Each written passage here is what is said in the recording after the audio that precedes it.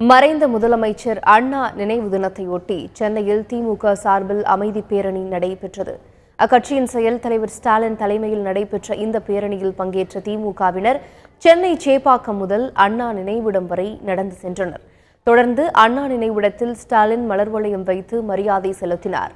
தொடர்ந்து திமுக பொதுச் செயலாளர் அன்பழகன், திமுக மாநிலங்களவை உறுப்பினர் கனிமொழி, சட்டமன்ற எதிர்க்கட்சி துணைத் தலைவர் துரைமுருகன், முன்னாள் அமைச்சர்கள் ஏவா வேலு, பொன்முடி உள்ளிட்ட பலர் மலர் தூவி அஞ்சலி செலுத்தினர்.